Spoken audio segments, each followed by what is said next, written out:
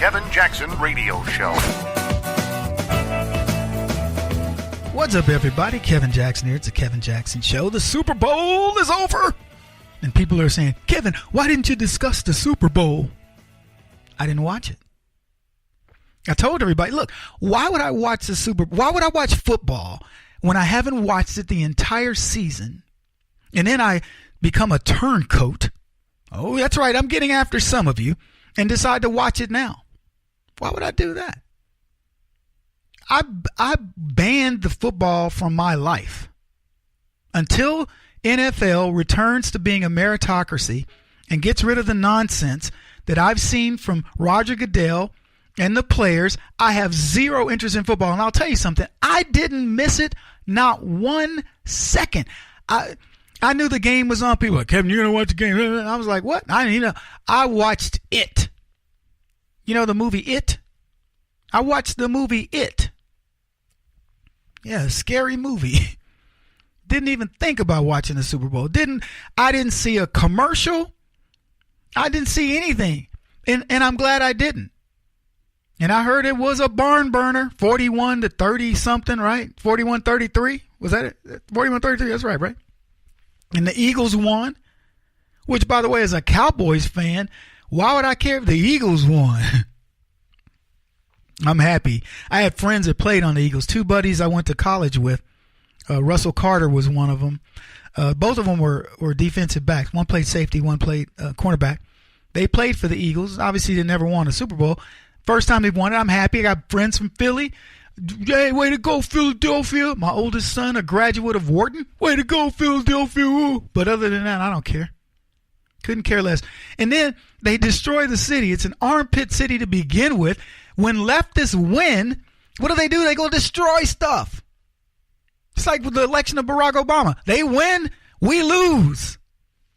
The city wins, the championship wins, they win the Super Bowl, and the city has to suffer. People turn over cars and all kinds of nonsense. And by the way, not limited to Philly. Anywhere that happens, anywhere there's a big win in a city, it isn't going to be, hey, everybody's celebrating and it's a safe night out. All kinds of craziness breaks loose. I would be curious. The only thing that I'm going to guess and say the murder rate didn't go up because at least they were happy. They were just burning cars and stuff. But who knows? People get crazy. When somebody wins the rodeo, and out in the country, in a rural area, they don't, let's go turn over some cars. Cowboys don't go turn it over. They don't go cow tipping and burning. Well, they do. We do barbecue. We barbecue in the country. I ain't going to lie. So we do set some things on fire, but at least you can eat them. 41-33. Odds on favorite Tom Brady. I don't know what the line was. I'll be honest with you. I cheered for Brady. I told you guys, I hope Brady wins every Super Bowl till he retires. And I hope he doesn't retire till he's 60. I hope he wins every one to the point where they don't even want to play the game. Super Bowl. They halted the 2017 champion Patriots from claiming a 6th Super Bowl to match the Pittsburgh Steelers for the most wins ever. But what about the ratings? Did y'all check to see the ratings? I always check to see the football ratings because I secretly want the NFL to fail. I don't secretly want them to fail. I want them to fail.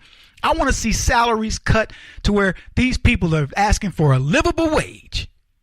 I want the league minimum to go down to, like $50,000 a year. Right now it's like $500,000. It's almost $500,000 a year.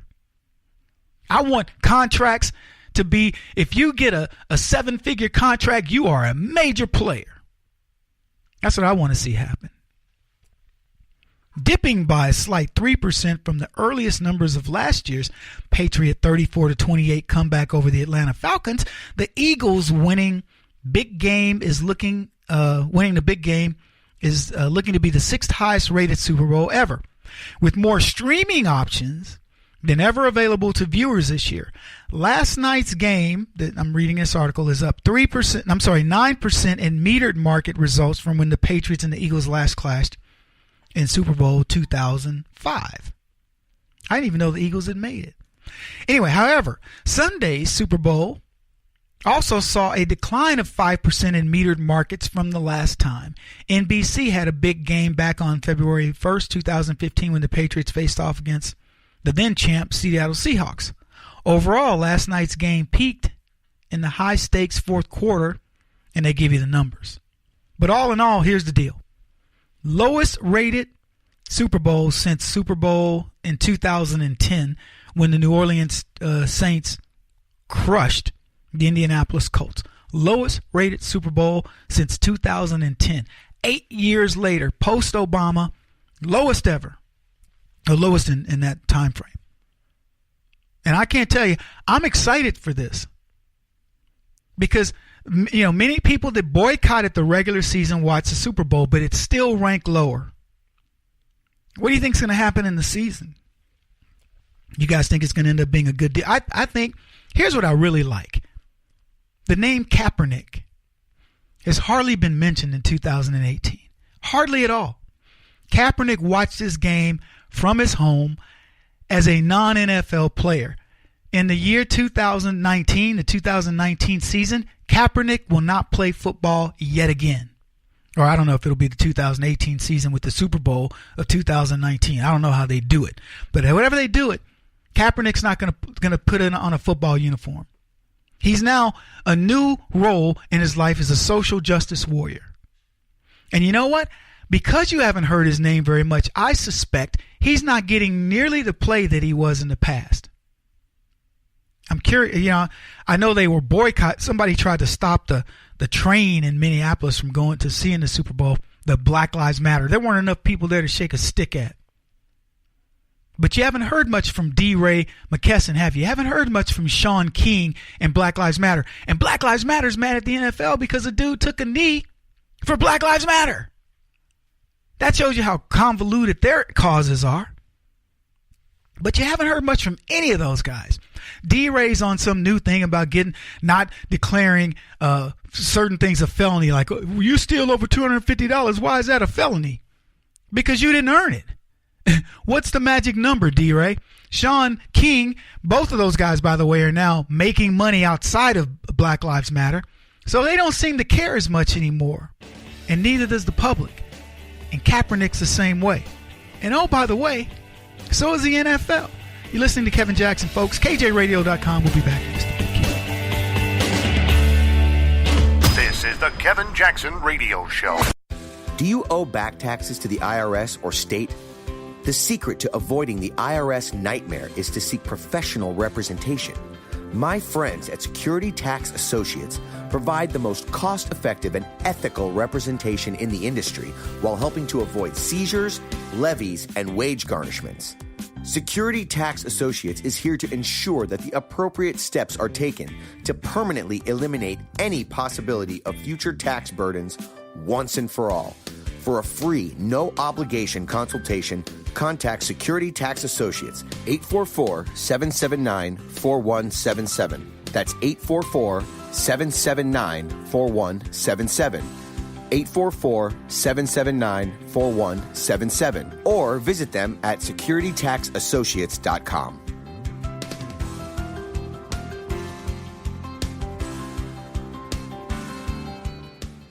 Beth Cook Moranville, author of Closer Than Your Breath, a book of hope. Hope, that wonderful, wonderful four-letter word that you may feel completely out of. I wrote this book to give you great hope. It's not too late. If fetal position is an all too familiar place for you, I understand. If the next 60 seconds are too long, this book is for you. Wherever you are right now, whether you're dealing with divorce or death or sickness, take hope. You are going to make it through this pain. Don't roll your eyes. I've walked this road and I know it. The best is yet to come. Closer Than Your Breath, a book of hope from author and speaker Beth Cook Moranville. Can be found on Amazon.com or Kindle.com. For more information, visit closerthanyourBreath.com or on Facebook at Closer Than Your Breath.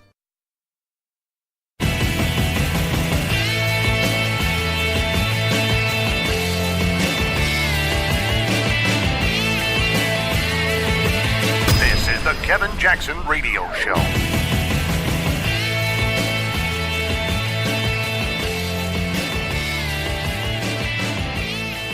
What's up, everybody? It's old dumb Kevin Jackson. Why do I say that? Because Jimmy Kimmel says you can't be a successful talk show host. I don't know whether he's talking TV, radio, whatever, if you're a conservative.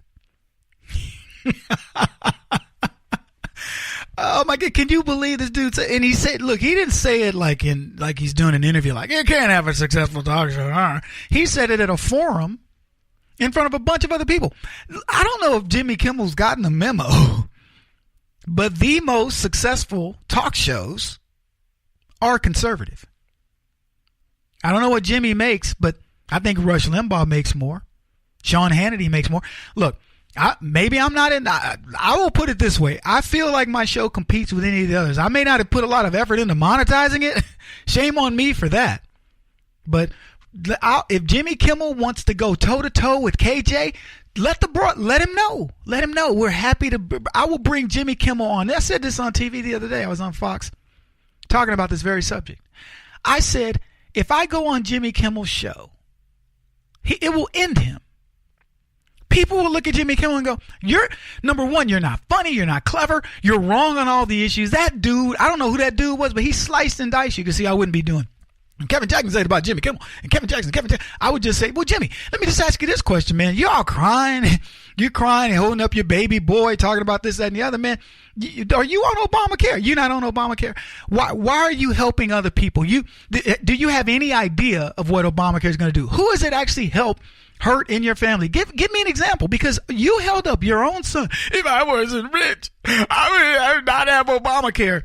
The operative words there, Jimmy, were if you were not rich. You are rich. You're rich. And the funny thing, when I was looking at what Jimmy had said, I said, well, he obviously must have just this amazing education. Jimmy must be a graduate of Harvard. Then he went on to get his master's at Wharton and his PhD from Princeton, right?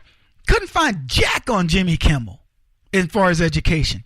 Probably the high school C student who was the class clown. By the way, got his start from, what's the guy? Bueller, that guy?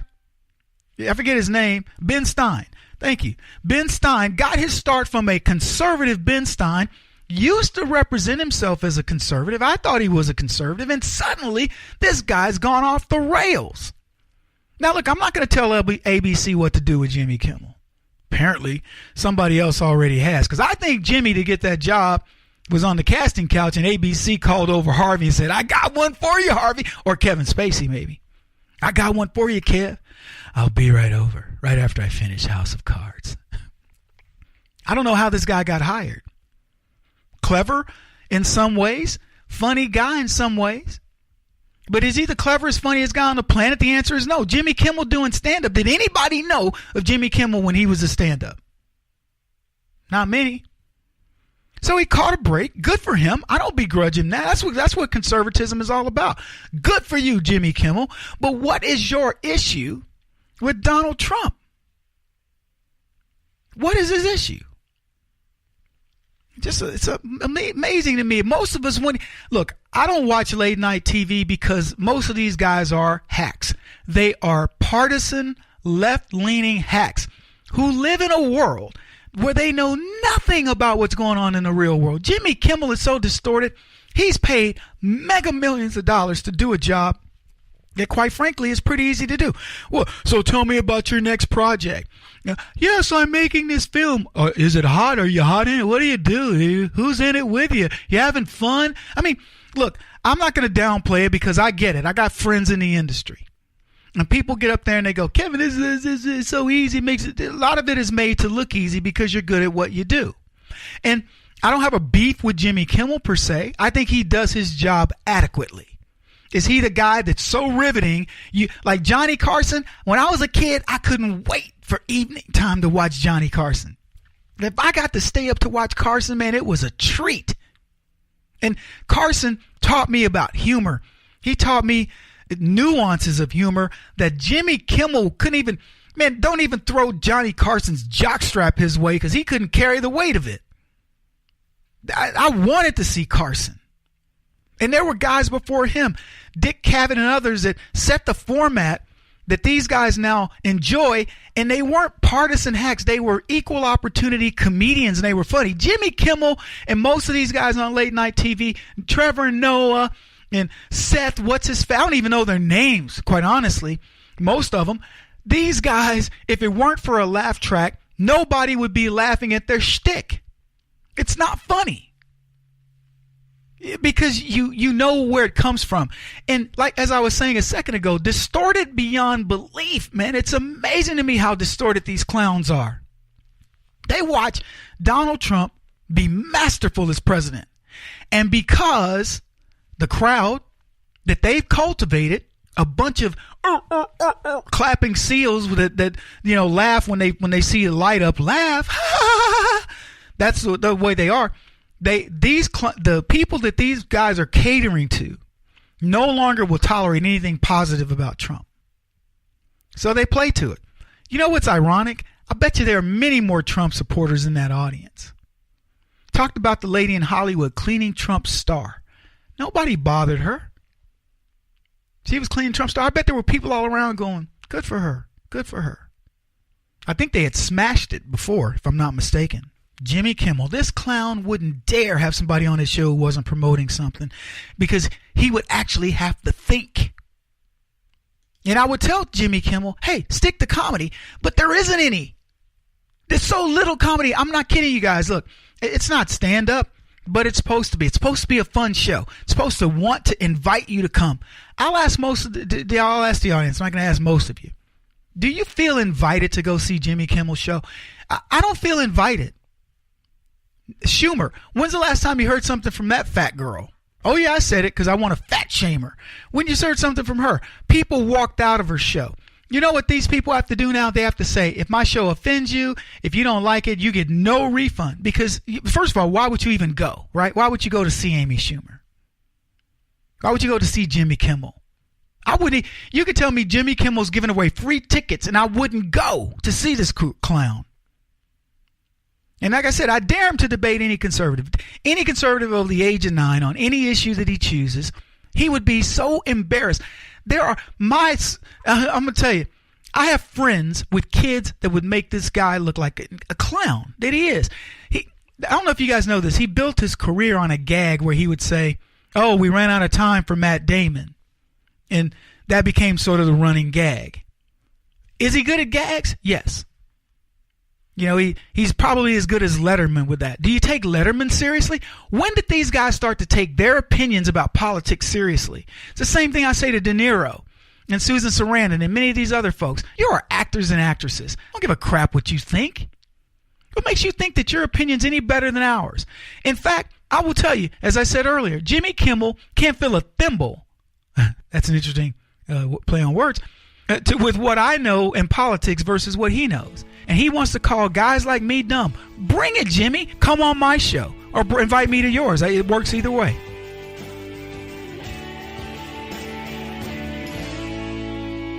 This is the Kevin Jackson Radio Show.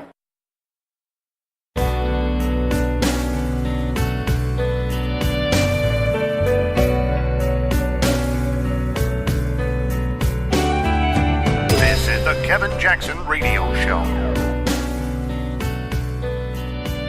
What's up, everybody? Kevin Jackson here. I'd like to talk about poverty, if we could, for just a bit. And, you know, I told you guys, pardon me, a while back, I wanted to go to these theme shows because I think that theming the show gives you it gives it more balance in terms of what we're finding in the political nature of things. And so, you know, the Bible says there will be wars and rumors of wars, and we think about wars and we think, you know, guys shooting at each other, atomic bombs and things like that. But there are many other wars that are being waged against you all the time. Right now, there's a war being waged in America. It's a silent war. It was a silent coup attempted of Donald Trump. A silent coup. A war, conservative versus leftist. Call them whatever you want. Righteousness versus evil. That's what it was really about. It's a war. The war that an organization that we're supposed to trust because they work for us and they're supposed to be bipartisan, nonpartisan, in fact, called the FBI, and they thwart it to go to war with you, the citizen, who duly, freely elected a president of the United States against all odds, and you're at war. We are the ones who are we're the poor people, and the rich people are the people that are in charge. The Hillary Clintons, the Barack Obamas, the James Comeys, all these guys, they deal in numbers you and I don't even understand. These guys give each other $10, $20, $50, $100,000. They go to $35,000 a person dinners in order to get each other elected. And that's life-changing money for many of us. It's just crazy how this works out. Jean-Paul Sartre said, when rich people fight wars with one another, poor people are the ones to die. When he made that comment, people thought, that's so true, it's not my kid's the one that had to go fight in Vietnam or whatever else is what old people say. My kid fought in World War, I fought in World War II for some rich man to stay back here and all that. The war is being fought right now. And the poor people are the ones dying. Hillary Clinton didn't die in this war she's been fighting. Haitians died. People that trusted Hillary Clinton in her dream. Barack Obama didn't lose a war. He became filthy rich in it. But you know who suffered? Black folks suffered mightily under him. Poor people that trusted him, that wanted to believe in the American dream, that he was going to bring it back. He brought nothing back. Barack Obama brought oppression. Oppression to poor people. Forget ideological battles here. We're talking about a president who said to more than half the people in this country, I don't give a crap what you think. You're going to get Obamacare. You're going to get guns run into Mexico. I'm going to kill the veterans at the VA. I'm going to persecute conservative groups who would dare want to get a 501c4 or C3 standing. I'm going to kill State Department people. And you know what? You're not going to do anything. You have no say in what I do. If I want to ship $400 million to Iran and add another $1.3 billion on top of that and give you an excuse for it, you will take it. Who do you think suffers as Barack Obama has allowed the spread of terror around the country, encouraged it around the world? He's encouraged it. Who suffers? Hillary Clinton, she's suffering. She's cutting deals with Qatar, Saudi Arabia, Yemen, all these major countries who are cutting deals with corporations, and she's getting benefit. She's putting our national security at risk, giving control of uranium to our mortal enemy and accusing the other guy of doing it. When rich people fight wars with one another, poor people are the ones to die. We think about rich and poor. We get these dividing lines. And it's funny to me. The government will tell you this. They say things like, if you make over $70,000 a year, you're no more happy. That's the magic number. You think any of them would be happy with that number? The answer is no. What they're telling you is you can have no more joy in being a millionaire or a billionaire than you can have at $70,000 a year. So what they're saying in effect, folks, is don't measure yourself by the amount of money you make. Well, isn't that something you would say to yourself? Let me ask you this. I'll ask the question a different way. Do you believe that if somebody has more money than you, that they are a better human being than you? I would venture to say every single one of us said no. In fact, you know many people that have more money than you that you go, that's a fool right there. He's got the money because he got it from his parents, or he didn't, or it's illicit, or maybe he got it through some luck of the draw or however it occurred. But you still look at him and go, I wouldn't trade for his life or her life. Would you want to be Hillary Clinton? She's got over $100 million in the bank. I ask you, ladies, listening to this program, would you want to be Hillary Clinton? Okay, guys, you ready? Would you want to be Bill? I don't think so. Money is not the measure of us, right? It's not supposed to be. There's a saying, poor is the man who does not know his own intrinsic worth and tends to measure everything by relative value. A man of financial wealth who values himself by his financial net worth is poorer than a poor man who values himself by his intrinsic self-worth. So in other words, poverty does not make you a man or not. It doesn't mean you are a failure as a man because you may happen to not make as much money as your buddy. Isn't that a good thing to teach? So if that's the case, why do we spend so much time worrying about the poor? Worrying about how much money they have? Why doesn't the government focus on building the self-worth within the poor so they can say, you know what, I may not have as much money as somebody, but I'm having an amazing life. Why is it they seem fixated on evening out the money? Is it just because, oh, you know what, this will be more fair? And you know what's funny about this? Everybody who talks about evening out the money is filthy rich. Are they really looking to even out the money? Do you believe Hillary Clinton really wants to say, I'm going to even this money out? Because when she said to America, to the world, when Bill and I left the White House, we were broke. They aren't anymore. So she evened it out, and now they've gone from being worth, I don't know, $500,000, $250,000, $1 million to hundreds of millions of dollars. So she fixed it. Did she fix it for everybody else? Barack Obama wasn't worth more than $5 million when he entered the White House. He's worth probably close to $100 million now. He gets $400,000 a speech. I don't know where they're asking him to speak anymore. Haven't seen very much of that. Interesting point that it seems like it may be drying up. But his book deal was supposedly the largest book deal in history. I'm sure there are people out there that still love the man. His benefactors, I don't really know. But I'll tell you this, he got pretty doggone rich, but I don't think that girl who said she's going to get all her bills paid, I don't think she's doing as well. I'm just curious. See, there's something about poverty. I tell this to people all the time, that had it not been for me being poor, I wouldn't be the same guy growing up poor and seeing it and understanding it. I wouldn't be the same person. I would see very, very wealthy people come visit the ranch where my grandparents worked as caretakers for a very wealthy family, and I didn't begrudge them. I just looked at them and I learned. I looked at their habits. I looked at what they did. I looked at their kids. And I thought to myself, that's a lucky kiddo right there who really doesn't understand how lucky he is or she is. That's what I would say. I didn't begrudge him. No, I didn't feel like, oh man, if I was in their place, I would just go, they don't really get it. They got lots of opportunities here to do things that most kids don't get. But you know what? I could see it. I could see that they lacked that drive or whatever it was that was instilled in me because of that poverty, because of that hungry belly every now and then. You know what I mean?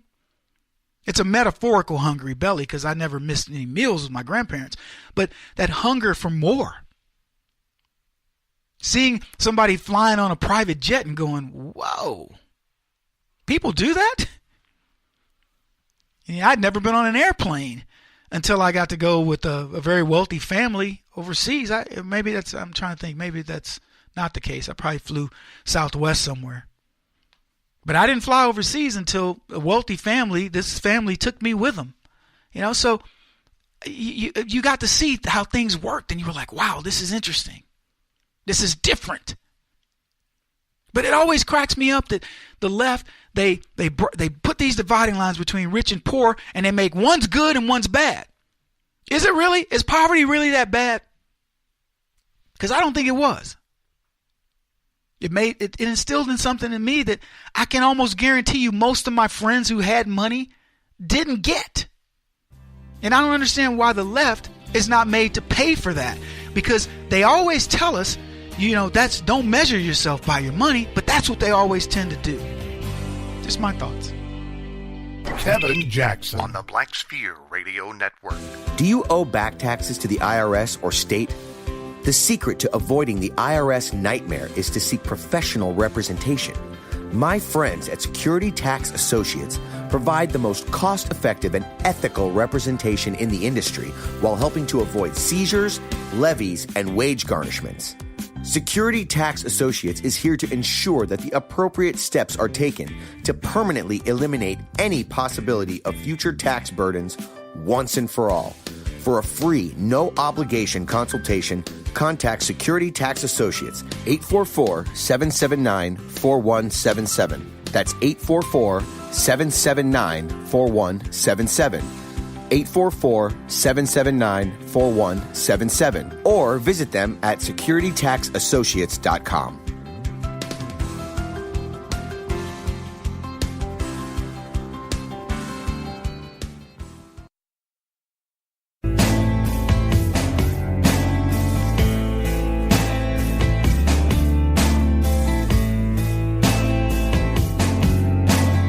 Putting an end to identity politics. This is the Kevin Jackson Radio Show. Welcome back, everybody. Kevin Jackson. I wanted to talk about poverty because the story came out and it was about universal basic income. They call it UBI. And this is a concept that's been talked about and tried overseas for quite some time. You just get standard money for being alive. Certain amount of dollars. And in the United States, there's the mayor of Stockton, California, wants to implement UBI, and he's giving low-income residents $500 a month, no questions asked. You get $500 that just come out of nowhere. So needless to say, this money's coming from hardworking, tax-paying Americans who may or may not be doing well, but they're $500 for every person that's getting $500, somebody's got to give it. Some give more, some give less. But the people that are out there hustling, doing it every day, are the ones that are getting it. I just want to put it a different way. If you were getting $500 extra a month that were tax-free, that you didn't have to do anything for, what might you do? Might you start a business? Might you invest it? Whatever. I don't know what you would do, but here's what I do know. You're not getting it. You're paying it. And somebody who is not going to do most of what I just described, anything close, is going to get it, be completely unappreciative of it, and think next year, why can't they give me more? Unbelievable that we live in a time where people want to take money from productive people, give it to somebody for no reason other than, well, they seem like they need it. Now, the interesting backdrop of this is it's $500 a month. So for the sake of discussion, it's what? $17 a day, $18 a day. When you consider that the world lives on half the world lives on $5 a day. Half the people in the world, $5 a day. On top of you providing housing, you providing a SNAP card, that's welfare, you providing daycare, childcare, all kinds of government subsidies to the poor. On top of that, which is rumored, and this number varies all the time, that a family of four in certain states can get the equivalent of $61,000 a year in welfare when you look at subsidized housing, subsidized daycare, subsidized food, subsidized medical, schooling, and so on. And somebody wants to add $6,000 more to that. No questions asked. Mayor Michael Tubbs calls his city ground zero for issues like wage stagnation, rising housing prices, and loss of middle-class jobs that affect the nation. Now, I want you to think about this. This black mayor, Michael Tubbs, is talking about all the things that Barack Obama was unable to accomplish. And he wants to put that now on the back of people who believe in Trump and what President Trump has been able to accomplish. Wage stagnation. I don't know, did we report on this? Trump, in the first time in, I think it's a decade, wages have finally significantly begun to rise. First time in a decade. Didn't happen under Barack Obama. Minuscule. So there's wage stagnation. Rising housing prices. I got to hand it to him. Donald Trump has done that. He's increased the value of people's homes. Tubbs laments the loss of the middle-class jobs again. Who's bringing those jobs back? Donald Trump. Why is it impacting California? Why isn't Tubbs mad at Jerry, the governor, was it Jerry Brown? Why isn't he mad at Jerry Brown for putting in a tax system that is chasing corporations out of California? Why not? I talked about this subject on Fox News, and I said this. I said, if I'm not mistaken, and I remember we did this story a while back, Stockton, California was one of the cities, I'll get it out, one of the cities in California who was on the verge of bankruptcy. Or was, I know, and I'm not sure, I don't think Compton was, but it could be Compton too. But I'm pretty positive Stockton was one. Where is this money coming from? Play the end game, the end sum game here. You got X number of people in Stockton, California that fall under welfare. I don't know how many, but it's getting bigger. And you got X number of people working. You got very few prospects of people coming in to add businesses to Stockton, California for the very reason I said earlier, Jerry Brown's taxes, crazy regulations, so on and so forth. How long does this last?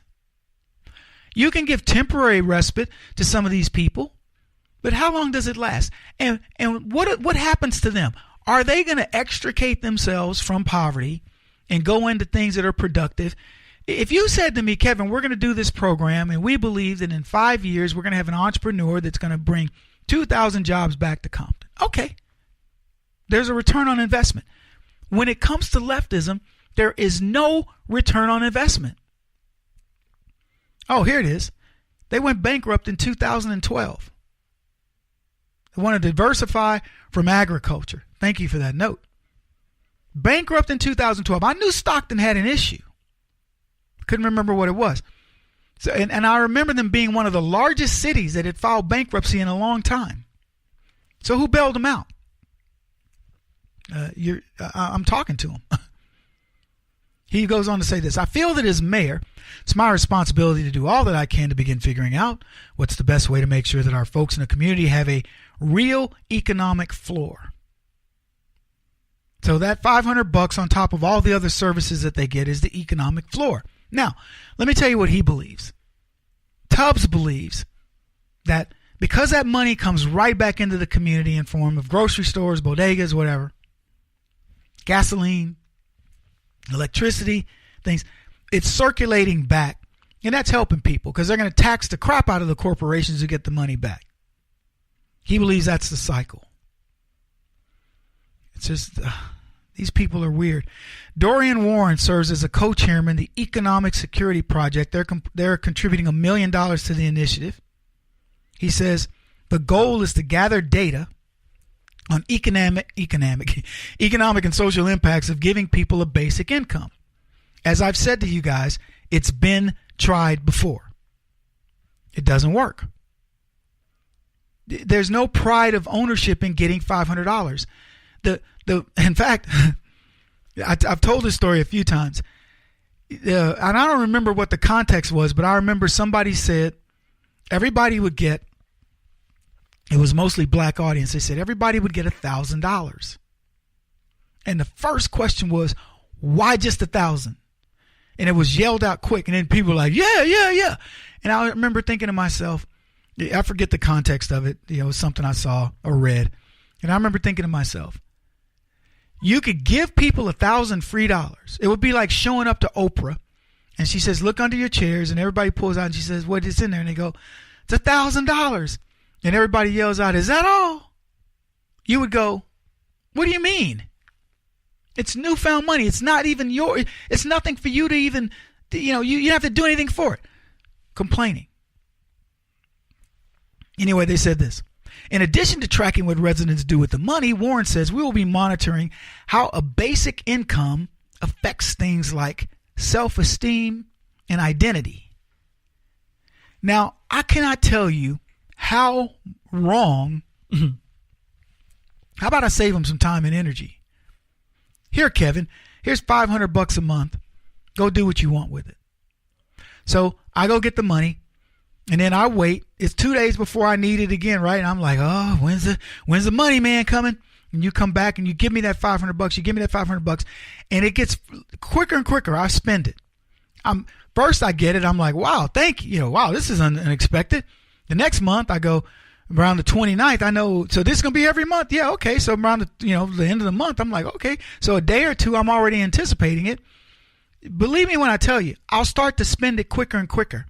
I will wait earlier in the month for when am I going to get that $500. And then I become resentful.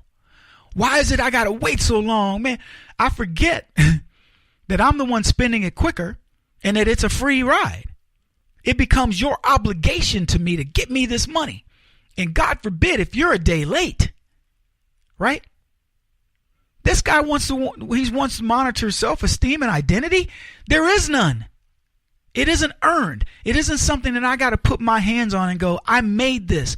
I mean, give some incentive to say, start a business. We're going to give you $500 a month to cultivate a business. If you keep this business going, if it's viable, we're going to keep doing it.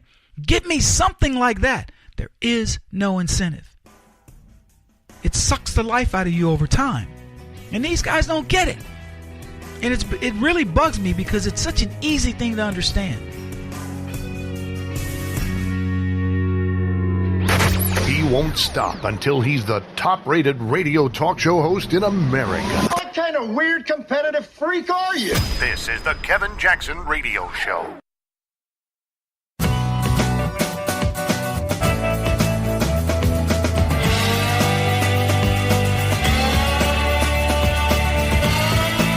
This is the Kevin Jackson Radio Show. We still have so much to do right now. I mean, we still have 16 women who are accusing the man in charge. You're talking about the president? Yeah. You never say his name. I don't. Why? I can't. Welcome, everybody. Kevin Jackson here. That was Whoopi Goldberg, who cannot say Donald Trump's name. It's like Barack Obama says, I'm gonna say his, I ain't going to say his name. When he was about to make that speech about saving Carrier. I won't say his name. I wonder where Whoopi got that.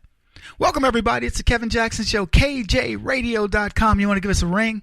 844-551-8255. We'd love to hear from you.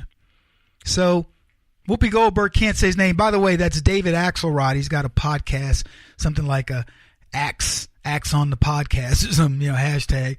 And he's interviewing Whoopi Goldberg, who can't say Donald Trump's name. Why? Because, all the sexual assault allegations that are going against Donald Trump. Should we finish? Let's go ahead and finish playing that so the audience can hear the rest of that particular clip. Really, it's only one syllable. I know. Do you think that it somehow honors him to use his name? In conjunction with that word, yeah. You mean president? Uh-huh. I see. Yeah.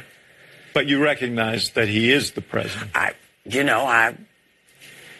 He's there. Listen, this is the first time where I can't wrap my mind around this, and that people felt the need to put this in. So, yeah, I know people don't like that I don't do it. I'm fine with that. There's lots of stuff I do people don't like. I can live with it.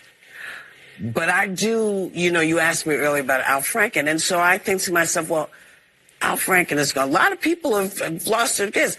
This one is still sitting there. This one, I love how she says, I can't wrap my mind around this, meaning a Trump presidency. People felt the need to put this in. So she's using the pronoun this to describe the presidency of Donald Trump. And she feels like she's making headway. Like, ooh, I mean, how moronic can you be? Look, I wouldn't say President Obama, but I'd say Obama. I don't believe Barack Obama was ever president of the United States. I'm talking about in the sense of what the word meant, representing the country. I think most conservatives would agree with me. Now, many of you said, Kevin, you have to honor the office and all that. To that, I said, that's absolute nonsense. I don't have to honor anything. The office was not honored when Barack Obama was made president. Now, had Barack Obama responded and done his job, I would gladly call him President Obama. See, what happened with Barack Obama was he validated everything that I believed about him.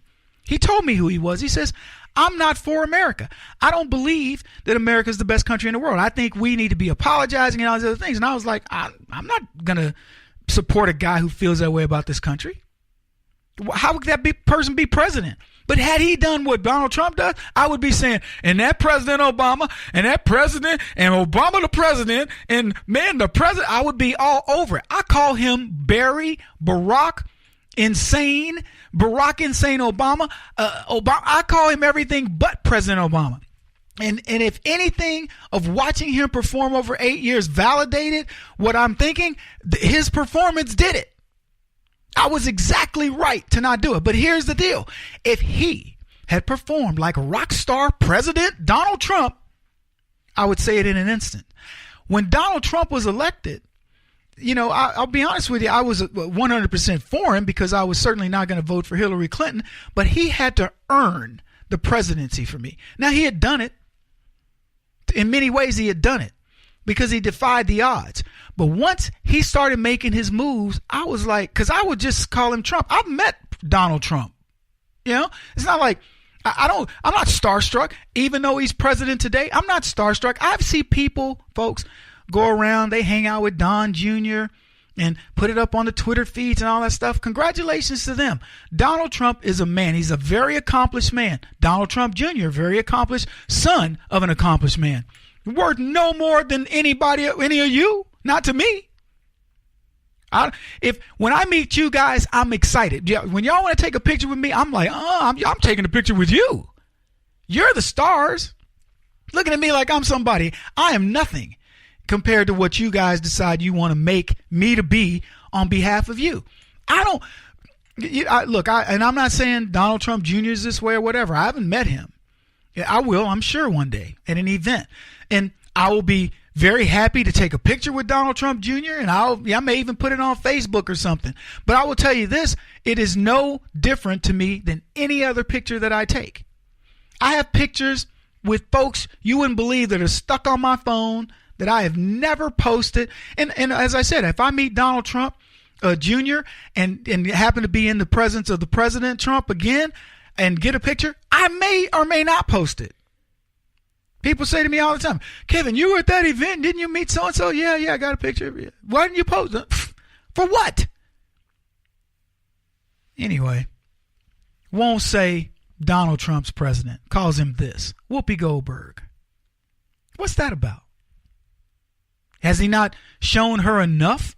Oh, it's the one trick thing, right? Oh, there are 16 women that have accused Donald Trump of blankety blank. Unproven, unsubstantiated, likely lies, but that's what she's going to base it on. Now, Donald Trump could have, as he's done, lowered the unemployment rate for blacks to the lowest level in history. I believe at some point have done more. He's already done more for blacks than Barack Obama has. I believe within 2 years, Donald Trump will have done more for black people than Barack Obama could have done in 10 lifetimes. And Whoopi Goldberg wants to hold this so-called thing against him because this is still in the White House, as she would put it. Folks, this is the level of crazy that we have in this country. I guess Whoopi wants to make this a woman's issue. She's now the new standard bearer for how women should, be treated and make sure that no man has ever done this or that or what. Look, let me tell you something. If you want to live by the standards of these clowns, no guy's good enough. And let me tell you something. These women that claim to be the virtuous ones don't even go a second in their lives and see what they do for reals, because it would blow your mind. This woman's crazy. Al Franken. Al Franken had to be forced out, and so did most of these other lecherous pukes. Whoopi Goldberg knows them. There's still a bunch of them in there. They don't care. She's worked with them. We'll be back. This is the Kevin Jackson Radio Show. Do you owe back taxes to the IRS or state? The secret to avoiding the IRS nightmare is to seek professional representation. My friends at Security Tax Associates provide the most cost-effective and ethical representation in the industry while helping to avoid seizures, levies, and wage garnishments. Security Tax Associates is here to ensure that the appropriate steps are taken to permanently eliminate any possibility of future tax burdens once and for all. For a free, no-obligation consultation, contact Security Tax Associates, 844-779-4177. That's 844-779-4177. 844-779-4177. Or visit them at securitytaxassociates.com.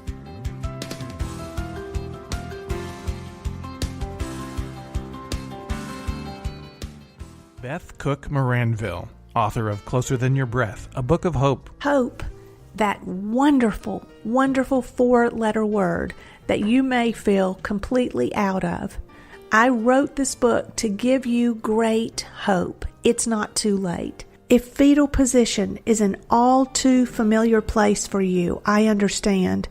If the next 60 seconds are too long, this book is for you. Wherever you are right now, whether you're dealing with divorce or death or sickness, take hope. You are going to make it through this pain. Don't roll your eyes. I've walked this road and I know it. The best is yet to come. Closer Than Your Breath, a book of hope from author and speaker Beth Cook Moranville, can be found on Amazon.com or Kindle.com. For more information, visit closerthanyourBreath.com or on Facebook at Closer Than Your Breath.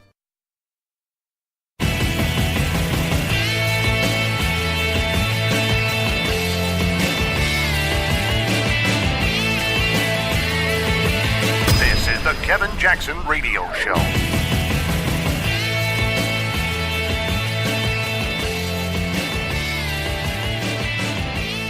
The reviews are in. And Congressman Nunes's memo was a dud. The Nunes memo is a dud. Let's start with Sean Hannity. Not to be undeterred by the sort of dud factor of the memo. That this memo was a complete dud. It overpromised and underdelivered. I mean, it's pretty much a dud. I got to tell you, though, I mean, it's kind of a dud. It doesn't really deliver. I prefer really big revealing documents to really narrow duds. This looks like a dud. I could tell you from reading this memo and consulting with a wide range of experts, it's a dud. This memo is a dud. Nothing. A dud. But it is nothing. A nothing burger. And less interesting about this memo is what is in it. It's pretty much a nothing burger. A nothing burger. Quote, dishonest, misleading, partisan nothing burger. The only thing I fear from this memo, because I think it's really been a huge dud. Some of the GOP Tea Party members were out there saying that this is the most vile thing they'd ever seen. And it's a big dud. It's a dud. Unfortunately, it fell flat yesterday, much, I think, to the chagrin of the president. This memo was a complete dud. Everybody knows it was kind of a dud, even the people in the Republican Party who thought they were going to start some big trial balloon here. Nothing changed. It's almost an embarrassment. Welcome back, everybody. It's been a big dud, and hope that you're enjoying the Kevin Jackson Show. Hopefully it won't be a dud or a big nothing burger. That was a montage of what everybody was saying after the fact. It was a montage of people saying dud, dud, dud, dud, dud, dud, dud, dud, dud, dud, and then they go into nothing burger. It's a big nothing burger. It's a nothing burger. And here's what you have to take from these. And the reason why I'm glad people do these, what do they call them? Something ups, like run ups, but smash ups. The reason they do these is so you understand how coordinated the left is. Ask yourself this question. How could so many people on so many different networks in so many different interviews use the same terminology? Call it a dud. Call it a big nothing burger. Tell people it's no big deal, no big deal.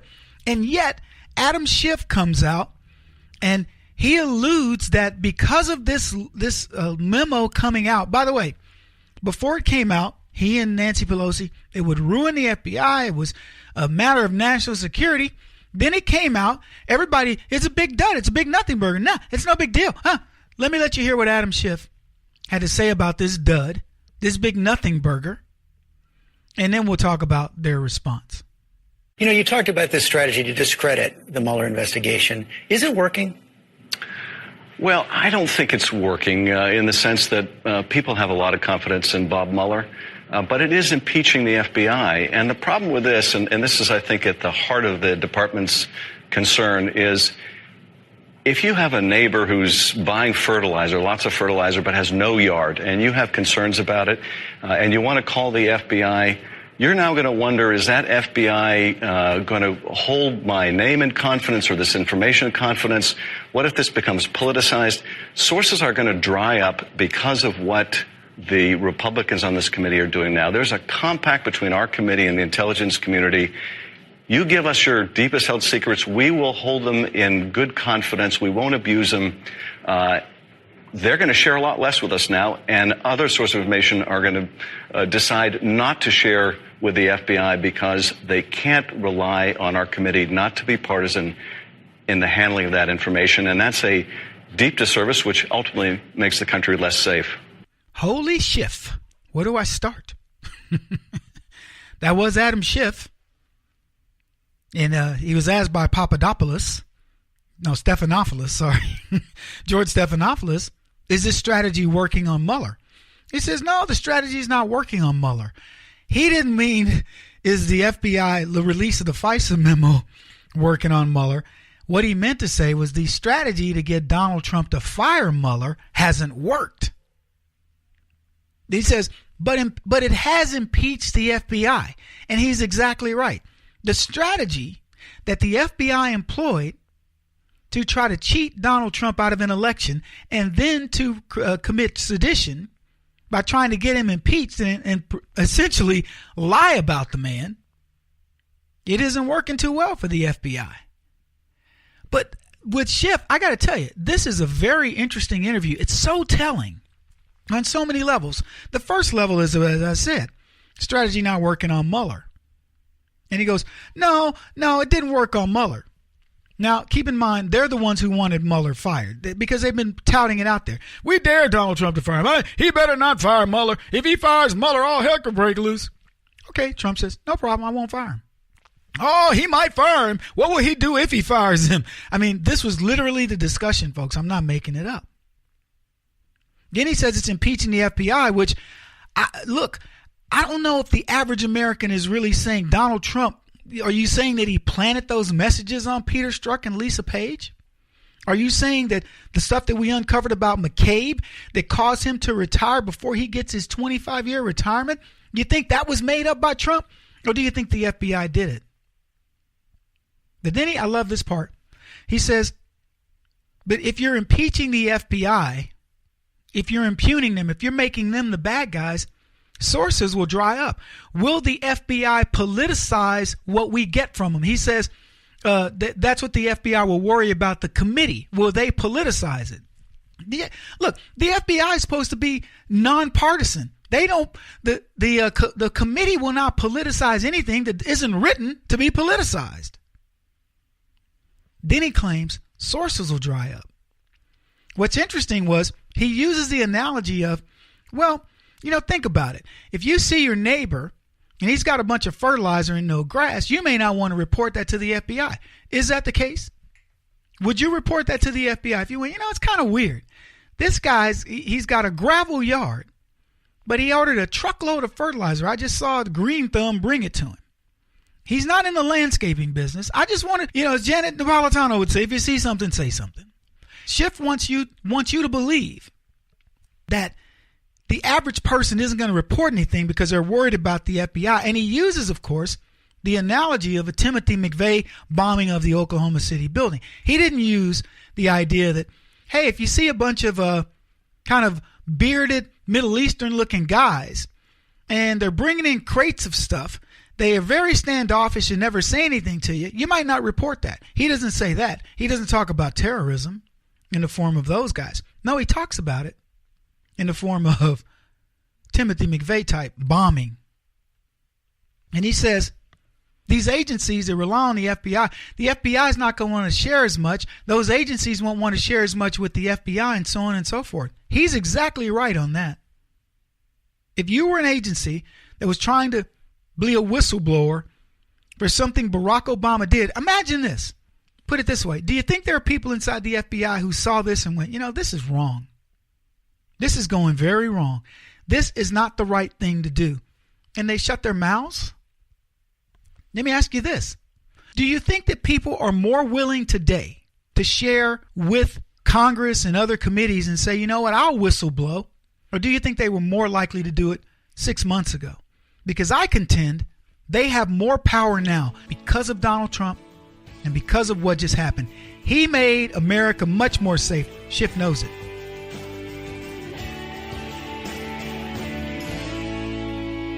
This is the Kevin Jackson Radio Show.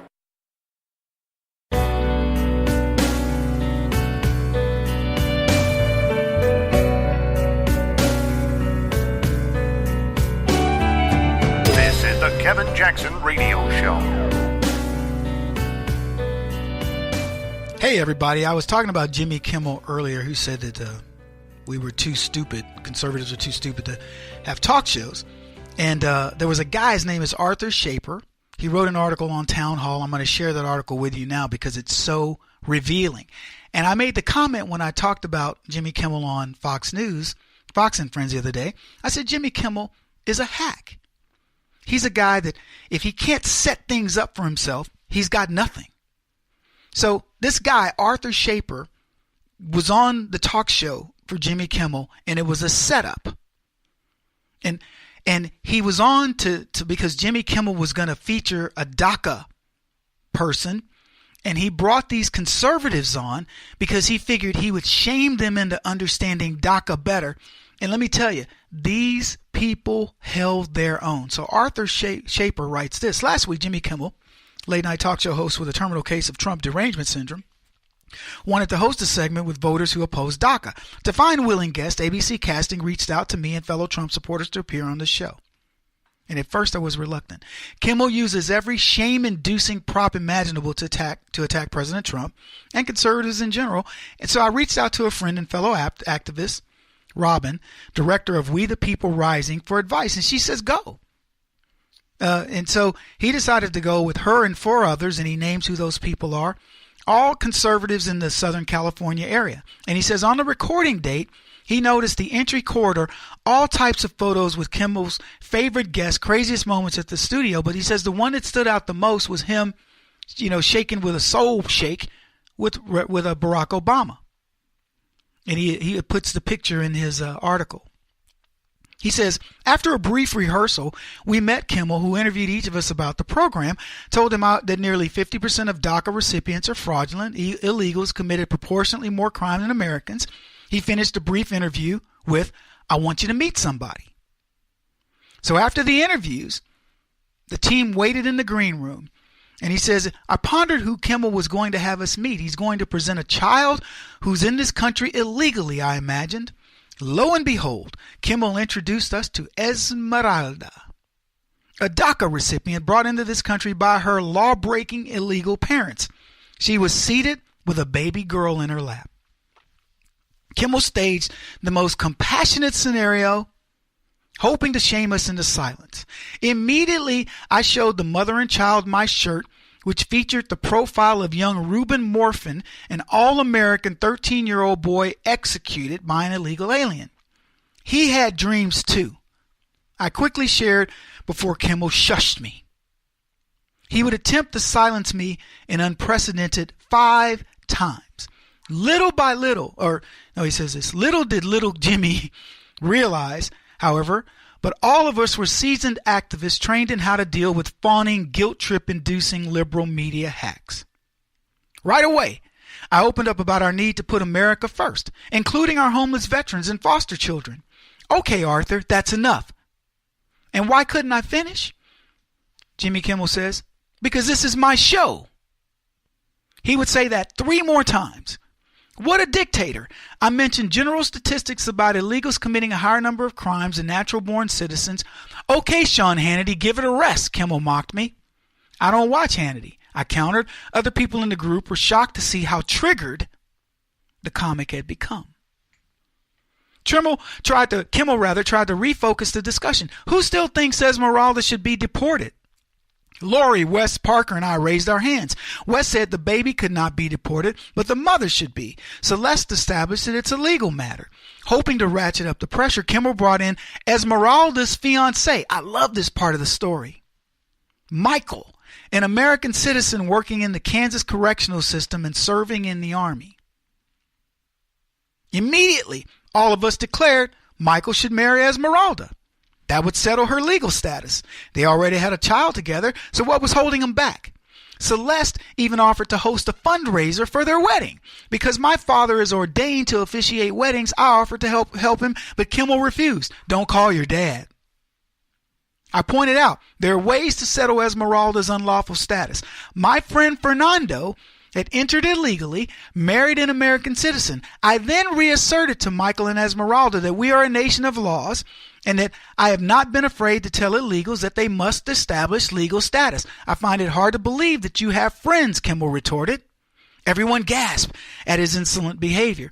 Kimmel was trying to rile me up and others, but he failed each time. I prepared to call Fernando, but Kimmel wouldn't let me because I would have proven that he was wrong again.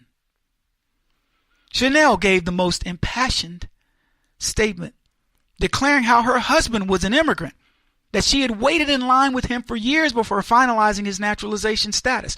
You are playing on our compassion. You didn't let us bring our children. Chanel then showed a picture of her daughter on her phone. She died at the age of 5 years old, unable to get adequate health care. Why won't the federal government pay more attention to Americans? Chanel asked. During the earlier interview segment, Chanel had railed against illegal aliens for stealing the civil rights movement forged by blacks to assert their rights in the South. She schooled Kimmel on the amnesty movement's misuse of the term dreamer for young illegals. Our children are dreamers too, she said. Chanel also described the devastation which illegal immigration has wrought in black communities. In another disgusting display, Kimmel looked over to Esmeralda. You're not going around killing black people, are you? It is amazing to me to what extent white liberals will dishonor the plight of very minority communities which they virtue signal about to the press and to the public. Wes Parker slammed Kimmel's whole setup expertly. He said this, "You're trying to put our compassion on trial. We refuse to be bullied from our opposition to DACA. Robin assured Esmeralda that she would not have to wait 10 years for legal status if she married Michael. But the pièce de résistance occurred when Kimmel tried one more time to silence me." I'm reading this, of course. Bursting through all of Kimmel's attempt to shame us, Lori reminded the audience about the needs of American citizens. In rude yet repeated fashion, Kimmel championed Esmeralda but talked over Lori. And I finally calmly asked, "Jimmy, why won't you let this Latina for Trump speak? You keep interrupting her. Is it because she has darker skin than you?" With that, Kimmel completely lost it and shouted at me, "Shut up, you a-hole." Bam! Everyone else in the room was shocked, including members of the production crew. I burst out laughing. I triggered this left-wing comic and it was good. There's nothing more satisfying than catching white liberals in the depth of hypocrisy. Kimmel even talked about the child's safety and security. Our team answered, "If you really care about young Rosa, why don't you adopt her while Esmeralda establishes her legal status in this country?" I then mentioned that maybe that wouldn't be a good idea since Hollywood is full of pedophiles, plus the whole Me Too scandals. Everyone gasped. We turned tables on Kimmel at that point. The recording segment wrapped up shortly afterwards. One of the production assistants smiled. "You guys did a great job. You stood your ground. You gave me a high five." When exiting the soundstage, I asked if we could have a donut, but one of the crew members cut me off. "Nope, just the staff." The attitude from some of the staffers changed. They had expected to corner us, but they failed miserably. I asked Kimmel about Kimmel's sidekick parking security guard, Guillermo, who leads spelling bees dressed up in a bumblebee costume and mispronounces the spelling words. Someone snidely said to me he got deported. Why would they say such a thing? Because Guillermo is Hispanic? That's racist, I yelled out. Going home, I wondered if the production crew was going to distort the form to make us look bad. Well, Kimmel's DACA segment broadcast that same night, and they presented us as accurately, as respectful, and clear-headed. Kimmel's one joke directed to me, "I'm trying to imagine you as a child," fell flat, much like his bombshell guest porn star Stormy Daniels, who had announced prior to appearing that she had done nothing with Trump. He says, "I got emails from all over the country thanking us for the appearance. There have been some haters, mostly citing the discredited Southern Poverty Law Center, but their vitriol on social media merely exposed their unbelievable hate. A real victory for us and Trump supporters in general. We turned the tables on a liberal media mogul. We got national attention. And we demonstrated to conservative voters that you can indeed stand your ground on contentious issues without fear." Kimmel and company didn't realize whom they were messing with. I'm glad I could relate what happened behind the scenes. At this point, I hope that Kimmel and his production team will show some guts and release the entire video of our forum with Esmeralda, Michael, and their child. I played this and I read it. I wanted to read it in its entirety because I want you guys to understand. When you're fearless like that, they have nothing. This guy brings in a girl who's a dreamer who has her baby for sympathy. Then he introduces her army husband who's a white guy working to see what the difference would be, and they stood their ground. And they gave him, "Marry her. Why don't you marry her?" I love this. What a way to go, man. Arthur, you guys are my heroes. And let me tell you, Jimmy Kimmel, I said it earlier, would not dare put me on his show. I'd skin that dude alive. Kevin Jackson on the Black Sphere Radio Network. Do you owe back taxes to the IRS or state? The secret to avoiding the IRS nightmare is to seek professional representation. My friends at Security Tax Associates provide the most cost-effective and ethical representation in the industry while helping to avoid seizures, levies, and wage garnishments. Security Tax Associates is here to ensure that the appropriate steps are taken to permanently eliminate any possibility of future tax burdens once and for all. For a free, no-obligation consultation, contact Security Tax Associates, 844-779-4177. That's 844-779-4177. 844-779-4177. Or visit them at securitytaxassociates.com.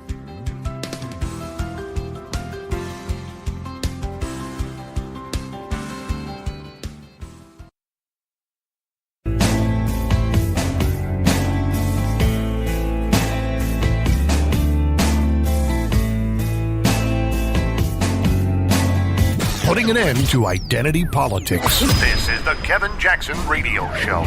But make no mistake, I will not rest until we have delivered for the citizens of our great country so many different things. Immigration, the strong military. We've done an awfully good job of protecting our Second Amendment. That was in question during the campaign, you remember, and we have done a very, very good job. For the last 12 months, I've kept one promise after another, and we're just getting started. So often I'll see, and I must say 6-7 months ago, they were saying, he didn't fulfill his promise on this or that. I've said, I've only been here for 4 months. You know, other people were there for 8 years, and they would finally get something passed. I was there 4 months, you know this, Paul, and they were saying, he didn't fulfill a promise. But now we've fulfilled far more promises than we promised. And they're having a hard time with that. We have seriously fulfilled promises. I call it Promises Plus. And there's one more very important promise we're keeping. No longer are we making apologies for America. We don't apologize anymore. We're proud of our history. We're confident in our values. And we're grateful to our heroes. And we are determined to create a brighter future for all of our people. We are restoring the bonds of love and loyalty that unite us all as friends, as neighbors, as citizens, as Americans.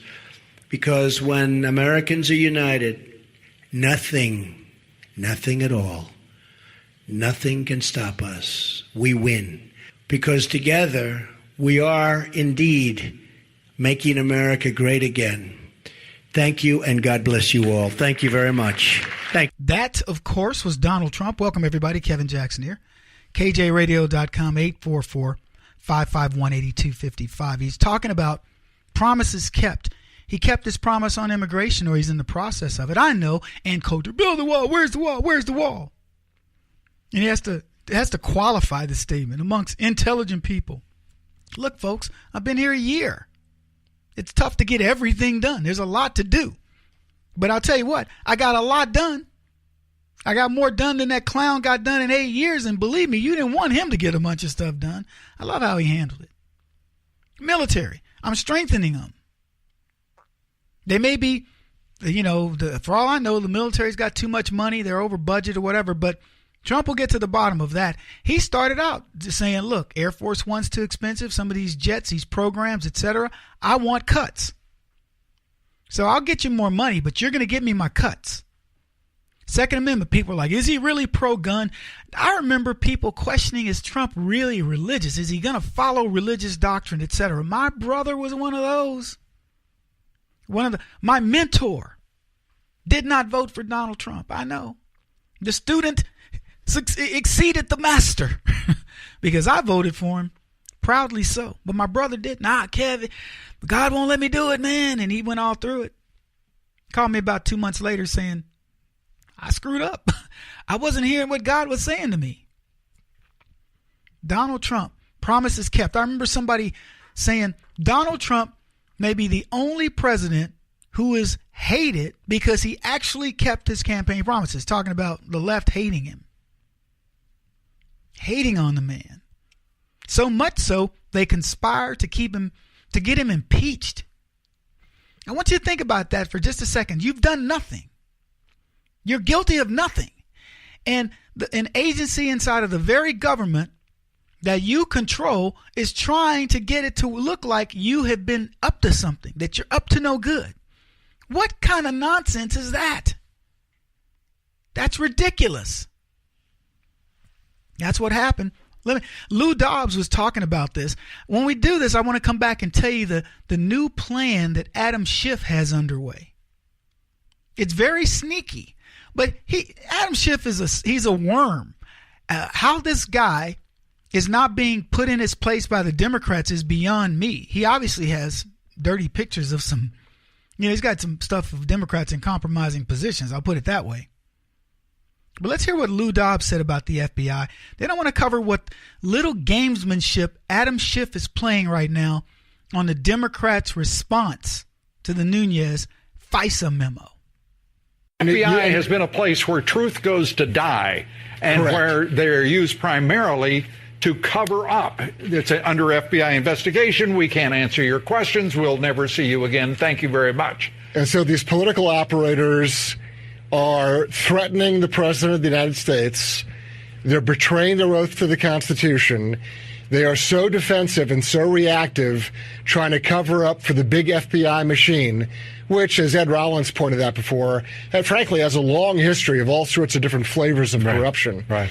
And when the American public learns about what's going on at the headquarters, let me tell you something. There's FBI agents or agencies, field offices all over the country where similar shenanigans are going on, and I'll point a finger directly at El Paso, Texas. There's all sorts of abuse, of surveillance, of mail cover, of telephone tap, of intercepts. This, unfortunately, of U.S. citizens? Correct. Things that I personally have reported to the Inspector General of the Justice Department. They know this stuff. This is the worst kept secret in the country. They're terrified, they're embarrassed, and they're frantic, and that's why you see them issuing this statement which attempts to undercut the actions of the chief executive of the United States. All right, everybody, welcome back. Kevin Jackson here. That was Lou Dobbs, and I don't know who his guest was, but they were excoriating the FBI because it is a corrupt organization. The Republicans issued what's called the FISA memo, but now you know what they're doing? They're calling it the Nunes memo. And the reason they're doing that is because the FISA memo tells you exactly what it involves. The Nunes memo points a finger at somebody. That's very Alinsky of them. And you guys have responded. You've been sending notes to Nunes saying, way to go, Senator Nunes. Way to go. I think it's congressman or senator. But whatever. You're saying, way to go, buddy. Way to hang in there. Way to do it. You're sending them to Sarah Carter going, way to expose this thing. You're sending them to Catherine Herridge of Fox going, you are a stalwart, Catherine, because good job for you to stick with this story that these people tried to get you to change, that they tried to get you to manipulate and to maneuver around. And there are many others. Cheryl Atkinson and Chairman Nunes did his job under a lot of pressure. And I got to tell you, I think he's a House member. He's a congressman. So now we've looked at these different strategies that the left has been employing to try to throw people off the scent. And it's funny to watch him. Schiff is still claiming, as we played it earlier, he's still claiming that, the FBI isn't, it's nobody's going to want to talk to the FBI. Whatever. But here's what's interesting to me, and this was sent to me by Lee Zeldin. He's a representative in Congress, and he says this. This is what he tweeted. Friends don't let friends at the House Intel Committee compromise good sources and methods. Schiff deliberately and unnecessarily loaded up his memo with many sources and methods that shouldn't be released, and he knows it. There's a 0% chance this isn't deliberate to play games, meddle, and obstruct. So let me tell you what Schiff did. By putting all that stuff in there, he's saying President Trump has to not release it. So then Schiff says, President Trump doesn't want to release the Democrat response to the Nunes FISA memo. What's he hiding? Why does he not want to let our side get it out? So they've already leaked, I saw it earlier, Jerry Nadler's thing, and they came back and said, this thing it's talk about a nothing burger. It in no way refutes anything of the Republicans. Not a single thing. So what they did is they released that one, or they've teased it as a primer. It didn't come back good, so apparently Schiff's got one that's got all the level 2, if you will, of this what do you want to call it? I mean, it's a complete snipe hunt. But level 2 of this plot is send President Trump a highly redactable version of their memo, make them redact it or not release it. If I were President Trump, I'd release it. I'd say the Democrats who were and let me tell you, this is what I think is going to happen. The Democrats who were so concerned with the Republicans' document and saying it was going to show trade secrets of the FBI and all these other things, that's what their biggest concern was. Then the Democrats load their document with the very things that they say they don't want released. If I were President Trump, I would release it, because then those suckers got to own it. He won't stop until he's the top-rated radio talk show host in America. What kind of weird competitive freak are you? This is the Kevin Jackson Radio Show.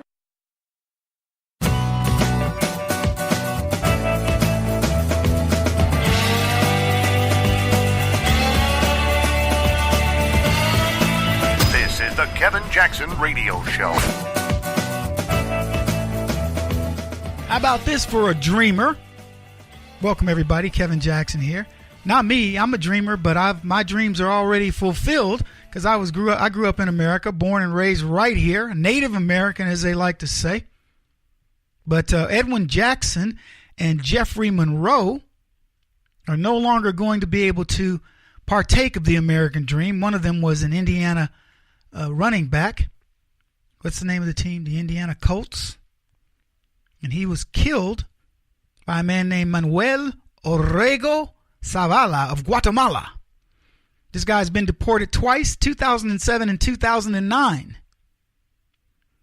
Yeah, he has been in the United States illegally. According to a release from the Indiana State Police, Colts running back Edwin Jackson was a passenger in an Uber vehicle when he got sick. The driver 54-year-old Jeffrey Monroe pulled over on I-70 to help him. Both men were outside of the car when a black Ford F-150 drove into the shoulder and struck the car. Jackson and Monroe were pronounced dead at the scene. Can you imagine? Here's what I'm guessing. I don't know the timing of all of this, but I'm guessing maybe 4 a.m. Jackson was out, got a little bit drunk, took an Uber to go home, had no idea that was going to be the last drive of his life. Gets sick, probably has to throw up. Uber driver says, no problem, man. Pulls his car over, gets out to help the dude. I'm sure he knows who he is. I'm from, my family, father's side of my family lives in Indianapolis. It's not that big of a town. People know the players. Pulls over, help the dude, boom, gets hit by a guy in a big truck. And it turns out this dude shouldn't have even been in the country. 37-year-old Manuel Orrego Zavala first fled the scene on foot. So he's one of these great DACA people that the left always talk about, these non-criminal folks. So he was caught on the ramp to Holt Road, intoxicated and driving without a license. There's your poster child, Nancy Pelosi, Chuck Schumer, and others. They learned that he gave police a false name. Oh my goodness, are you telling me another crime? Citizen of Guatemala by birth, not Mexico, in the United States illegally, previously deported twice, kills an American citizen. Oh, well. Well, that's leftism. And if they're going to give him an excuse, he's a dreamer or some such nonsense.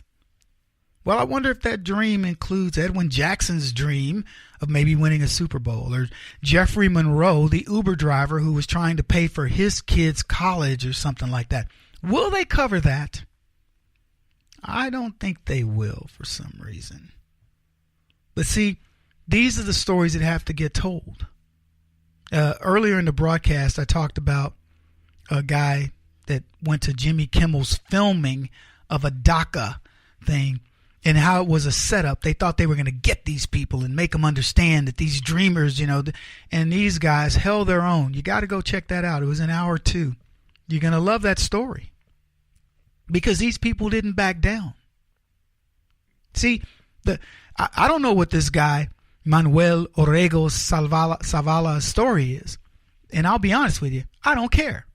Twice he was deported from this country. He's back. He's drunk driving. And he kills 2, I'm presuming, American citizens. Would it have mattered, though, if they were American citizens or not? I mean, he killed 2 people because he was drunk, shouldn't have been in the country. And it's people like Schumer and these leftist policies that allow guys like him to flourish in this country. And how dare they call them dreamers? I mean, look, this guy was 37. He doesn't technically fit dreamer, but technically they see dreamers as anybody. They see dreamers as anybody over here trying to, they're trying to escape their poverty or whatever. And then, of course, we can go back to, if we can only save one life. What if we can only save 2 lives? Because without that guy, 2 lives are saved. Without that guy, Zareta, Kathleen Steinle, her life is saved. And there are many other tragic stories. And the left doesn't care about any of them because they don't care about the truth. They fudge the crime. This guy committed more crimes illegally here. And I'm not talking about over here blending in, trying to live a good life the way they describe it. He's exactly what the conservative movement tells you exists in these guys. He's a guy that got so comfortable in this country that he owned an F-150 pickup. That's not a bad truck. And he's driving that pickup at 4 o'clock in the morning drunk. He's been out partying. And he's so inebriated, he's so drunk, he gets on the road and not without a care in the world. I don't know if he's ever had a DUI, DWI, whatever, but without a care in the world, and he's driving along, people, pulls over on the shoulder of the road. I mean, these people are off the road. The driver of this Uber car is helping his brother, throw up or do what he's doing.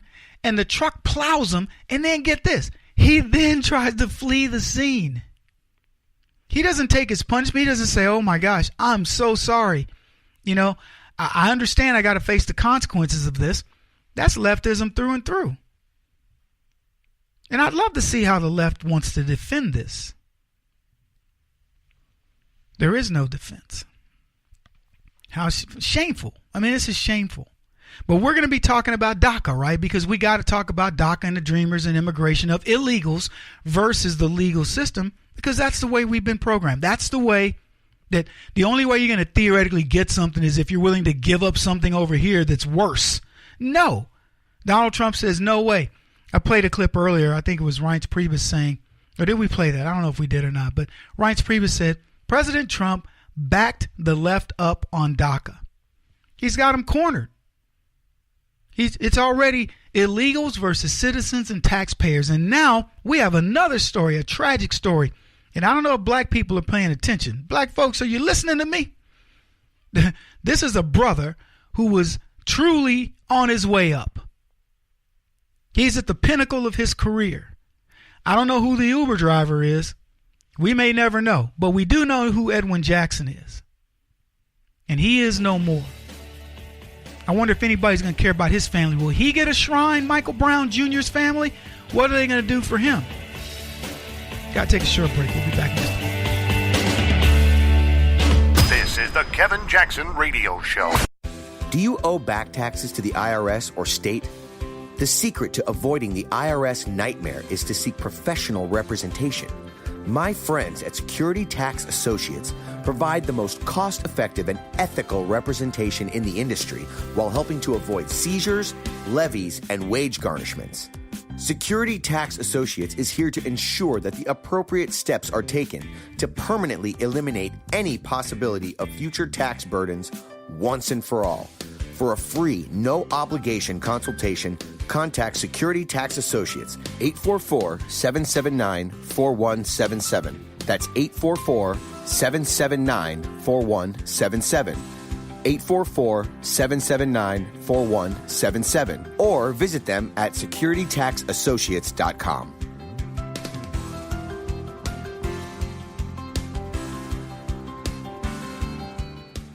Beth Cook Moranville, author of Closer Than Your Breath, a book of hope. Hope, that wonderful, wonderful 4-letter word that you may feel completely out of. I wrote this book to give you great hope. It's not too late. If fetal position is an all too familiar place for you, I understand. If the next 60 seconds are too long, this book is for you. Wherever you are right now, whether you're dealing with divorce or death or sickness, take hope. You are going to make it through this pain. Don't roll your eyes. I've walked this road and I know it. The best is yet to come. Closer Than Your Breath, a book of hope from author and speaker Beth Cook Moranville, can be found on Amazon.com or Kindle.com. For more information, visit closerthanyourBreath.com or on Facebook at Closer Than Your Breath.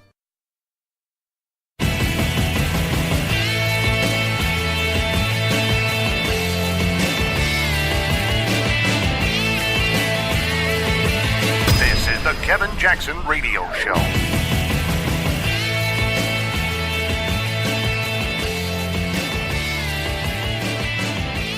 Oh, welcome everybody. Kevin Jackson here. Looky here, the tax man. You know that song by was it Scatman Crothers? I'm the tax man. The contentious tax overhaul is beginning to deliver. Yeah, bigger paychecks, everybody. Let me tell you what's about to happen. You're about to see America get some smiles put on their faces. Scary thing for the left. Scary proposition for them. The government has always been the one to take it and then go, hey, on April 15th, you can get it back. Now, if they left everything the same, if people leave it identically the same, they're going to get money back. If they're actually smart and they adjust their W-9s, they're going to get a lot more money back. Workers starting to see more take-home pay as employers implementing the new withholding guidelines from the IRS. You know what those are. You say, oh, I have 2 children and 3 baby mamas or whatever. Math wouldn't add up. No, but I'm just saying, people are going to start looking at these checks and going, what? Whoa, wait a minute. I remember when I got my first job. It wasn't my first job. It was probably my third job where I got a raise. And I remember I went from $6.18 an hour to $6.25 an hour. And then that wasn't too big of a jump. Then I was a co-op student. I went to like $7.50 or, it was like $1 an hour or something like that. And I remember going, whoa. Now keep in mind, this was years ago. But I remember going, wow, I got another $40 a pay period or something like that. It was significant. You're about to see America feel that same wonderful feeling. Treasury Secretary Steve Mnuchin has estimated the new rules will mean more take-home pay for about 90% of American workers. Have I talked about the polling of the State of the Union? The fact that 75% of the people said, I liked it. 97% of Republicans went, I like it. I love it. I want some more of it. 43% of Democrats said, I'm sort of liking this guy. 72% of independents said, I'm rather enjoying Donald Trump.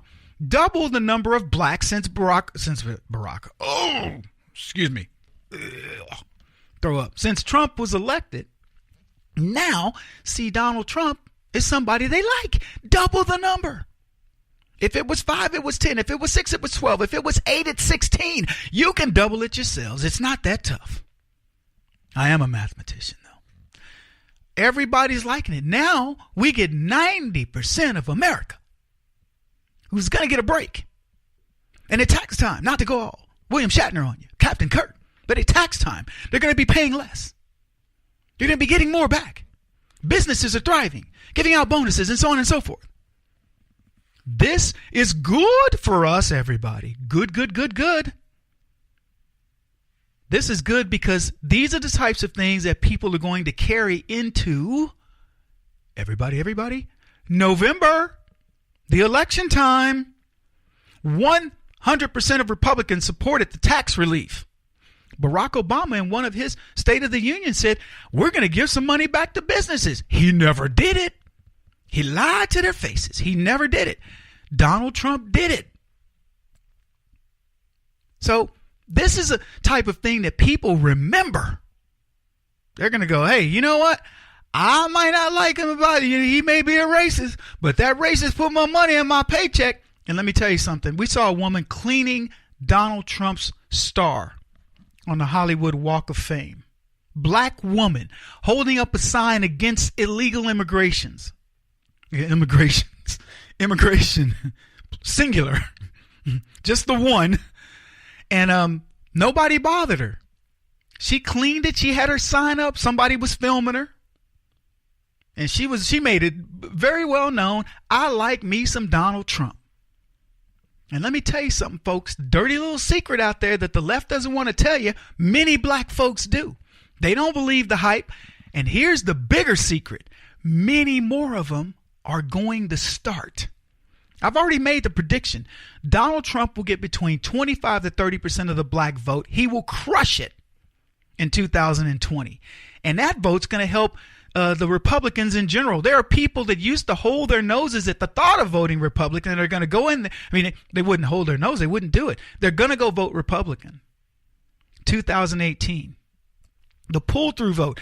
51 senators voted for this tax bill. Not a single Democrat did. So all that money that's hitting people's paychecks, what are Democrats going to say to their constituents? I didn't vote for that.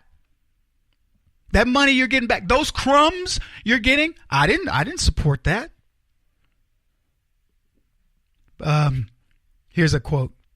Wayne Love, who works as in a managed care in Spring Hill, Florida, got an extra $200 in his paycheck last week which he said helped offset the $300 increase in his cost in health insurance.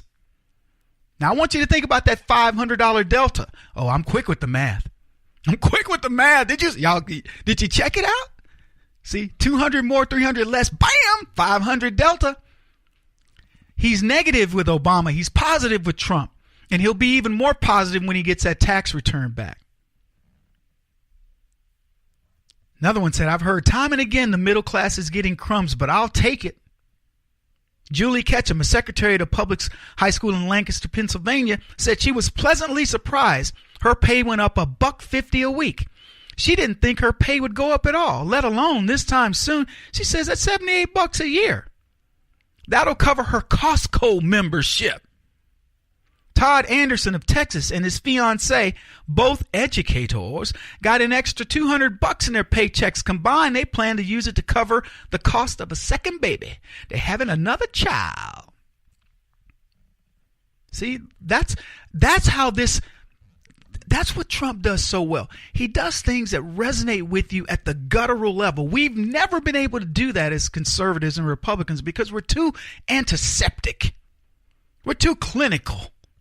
We want you to understand the wonkish nature of our policies. Trump goes, hey, how you like paying for that Costco membership? That $78 a year is more than what you had, ain't it? She's like, yep. Wait till she gets her taxes back. That was just a little taste. Wait till she gets her taxes. Everybody is going to feel it. They're starting to feel it now, and they're going to feel it again on April 15th, and they're going to feel it in November. Yep.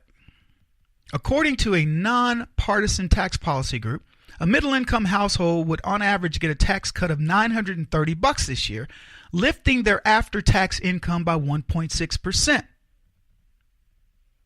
So, there you go. People are feeling it. They're excited about it. I love how they make it almost a negative. As a result, taxpayers may find they unintentionally over or under withhold for their taxes if they don't do some legwork. Let me tell you, it's easy to do the legwork. They're going to make money one way or the other. They're getting more back than they were under Obama. That's a good thing. Back in a bit.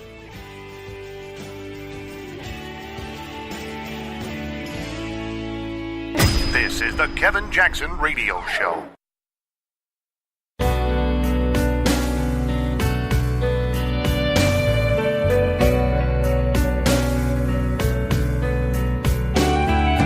This is the Kevin Jackson Radio Show. What's up, everybody? Kevin Jackson here. It's the Kevin Jackson Show. Mike Flynn, who has been flim-flammed and flambéed, or is it flambéed? Whatever. He's been getting the raw deal for months. So let's file this in the long overdue department. Welcome to the Kevin Jackson Show. kjradio.com, 844-551-8255. The FBI set up Mike Flynn. Do I need to go over that again? So Andrew McCabe, no, was it Peter Strzok? One of those guys had a private meeting with Mike Flynn, didn't have him have his attorney present, got him to admit certain things, and based on this fake dossier, they railroaded this guy. This is a 3-star general. That is called a lieutenant general in the armed forces, serving at the behest of the President of the United States, a member of his cabinet. And you know what the FBI and the Hillary Clinton and the Barack Obama team did?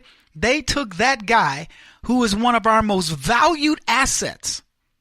I mean, I'm not ranking people because, we all feel like we contribute to the world here and to America. But Flynn has served this country in theaters of war and facing harm's way. And the FBI, the very government that he serves, tried to railroad him. Then they conspired against his boss and tried to get Flynn to drop a dime on the Donald. They said, we'll give you, what do they call it? Immunity. And then you tell us what Donald Trump did. And Flynn's like, sure, give me immunity. I'll tell you the whole truth. Donald Trump did nothing. You better fess up, Mr. Flynn. Don't make us come over there and fling you. I want some FL words. Look me up some FL words so I can make this a fun segment. Anyway, they go after Flynn with all the might of the government. I want you to think about you, little old you out there. You're not a 3-star general. You didn't have the protection of the president. You didn't have the inside scoop on how Washington works. I'm just saying, who are you? And they took this guy and they fricasseed him. See, I got a lot of F words. I ain't talking about the bad ones. So they take Flynn, they do all this stuff to him, then they go after his boss because they tell him, you think you're bad? You think your boss is going to be able to protect you? You better drop a dime on that man because we'll get him too. And they went after President Trump, and Donald Trump's like, go after whoever you need. Look, I don't really care. I'm not guilty. Whatever it takes. Oh, you ask your people if they're loyal to you. Are they going to be loyal? Yeah, you know what else? You know who else does that? The CIA, the FBI, the NSA. They all ask, do you love America? Are you going to be loyal to this country? Why should the president not ask that? That's impeachable offense right there, Mr. Donald Trump. And Trump's like, no, it ain't. You can't tell me nothing over there because I ain't done nothing, man. You better back off, dog. We ought to do a segment where we do Ebonics or, like a black version of how it went down. That's what we should do. That would be really fun. We take one of these congressional hearings and we translate it into jive. Can you imagine? I've got one more question for Mr. Speaker. So, hey, fool, I got another question for you over there. That wasn't jivey enough. But you know what? I'm going to do that. I swear, next time they do one of these congressional hearings, we're going to translate it and be all jive. You better shut up over there, jive turkey, for I come over there and put my foot up in you, stuff like that. I think that would be hysterical. Anyway, the truth has come out. Michael Flynn was railroaded. He was taken to the hoop, right? Now, Flynn wants his pound of flesh. And who could blame him? Is an American citizen who is I'm a low person. So are most of you. You know what gives us our strength? We all collectively get together. If I got railroaded by the government and everybody that listens to this program, the millions in Africa, the millions who listen to this program, I don't know how many listen, but it's a bunch. And we all got together collectively and y'all said, Kevin didn't do that or whatever. You could impact justice. But I just want you to think of how many people. How bad do you think you are when you go to the president's national security advisor and you say, we got you and we got him and you better fess up and everything. Michael Flynn had to be going, what in the world just happened? I was with Michael Flynn at the Republican convention in Cleveland. And sat there, I talked with him. I talked to his son. And, he wasn't a cabinet member at that time, but I'm sure they'd already reached out to him. And we had a great conversation. General Flynn, hey, blah, blah, blah. Talked a little bit house, stuff. And then he went along his merry way. And I just remember his countenance, how he felt. And then I remember a tweet that came out from him. It was probably about a month ago. And he says, guys, my legal bills are mounting up. I think he's mortgaged his house. It's just on and on. And he goes, I'm really getting at the end of the rope here. Help a brother out. Pretty much. And I remember thinking to myself, we're talking a year, year and a month ago. Maybe a year, no more than a year and a half ago, when I sat there and this guy was on top of the world. And suddenly, he's in big trouble, mortgaging his house, probably got family members kicking in and all this stuff, and he's going against the full weight of the government. And he's got a sitting president who's in his corner, who pretty much can't do very much. Anyway, Roger Stone reported this. He says lawyers for General Mike Flynn will shortly file a motion to dismiss all charges filed against him based on reports now confirmed by The Hill, Circa News, etc., that Assistant FBI Director Andrew McCabe told a teleconference of law enforcement officials, get this, First we F Flynn, then we F Trump. You heard it here, folks. Is that not the most amazing thing? Look, it gets better. You think we're done. We're not done. Oh, no, baby. This story gets even better. Because here's the deal. Special counsel Robert Mueller has requested the postponement of Flynn's sentencing. A young lady that works for BuzzFeed, her name is Zoe Tillman. She tweeted a statement from Mueller's team, and I want to read this statement to you. I got to tell you, I'm ecstatic for Michael Flynn. I really am. I'm happy this man is going to finally get his day. But here's what they say. Joint status report. United States versus Michael T. Flynn. Comes now. The United States of America by and through Special Counsel Robert S. Mueller III and the defendant through his counsel and file this joint status report to provide the court with the current status of this matter. On December 1st, 2017, the defendant entered a guilty plea to an information charging the defendant with making false statements in violation of 18 U.S. Code 1001. Due to the status of the special counsel's investigation, the parties do not believe this matter is ready to be scheduled for a sentencing hearing at this time. Accordingly, the parties respectfully request that they provide a joint status within 90 days, no later than May the 1st, 2018. A proposed order is attached, signed by Mueller, signed by Flynn's attorneys. We posted that on our website. So, let me just put it this way, folks. There's some bad news brewing. Mueller understands he no longer has a case against Michael Flynn, and that only means that the FBI and the Democrats are in some deep kimchi. Not to go all Korean on you, but if I have to, I will, bulgogi. So let's see how Adam Schiff and the other Democrat scoundrels that are out there try to sell you on the concept that, oh, just because Robert Mueller is dismissing the charge, postponing the thing with Michael Flynn doesn't mean anything. It's a big nothing burger. That's it? It's a dud. Let's play that clip. That was a fun clip. The reviews are in. And Congressman Nunes's memo was a dud. Let's start with Sean Hannity. Not to be undeterred by the sort of dud factor of the memo. That this memo was a complete dud.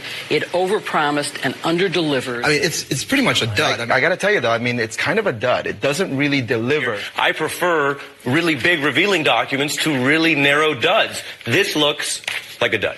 I could tell you from reading this memo and consulting with a wide range of experts, it's a dud. This memo is a dud. Nothing. A dud. But it is nothing. A nothing burger. And less interesting about this memo is what is in it. It's pretty much a nothing burger. A nothing burger. Quote, dishonest, misleading, partisan nothing burger. The only thing I fear from this memo, because I think it's really been a huge dud. Some of the GOP Tea Party members were out there saying that this is the most vile thing they'd ever seen. And it's a big dud. It's a dud. Unfortunately, it fell flat yesterday, much, I think, to the chagrin of the president. This memo was a complete dud. Everybody knows it was kind of a dud. Even the people in the Republican Party who thought they were going to start some big trial balloon here. Nothing changed. It's almost an embarrassment. Kevin Jackson on the Black Sphere Radio Network. Do you owe back taxes to the IRS or state? The secret to avoiding the IRS nightmare is to seek professional representation. My friends at Security Tax Associates provide the most cost-effective and ethical representation in the industry while helping to avoid seizures, levies, and wage garnishments. Security Tax Associates is here to ensure that the appropriate steps are taken to permanently eliminate any possibility of future tax burdens once and for all. For a free, no-obligation consultation, contact Security Tax Associates, 844-779-4177. That's 844-779-4177. 844-779-4177. Or visit them at securitytaxassociates.com.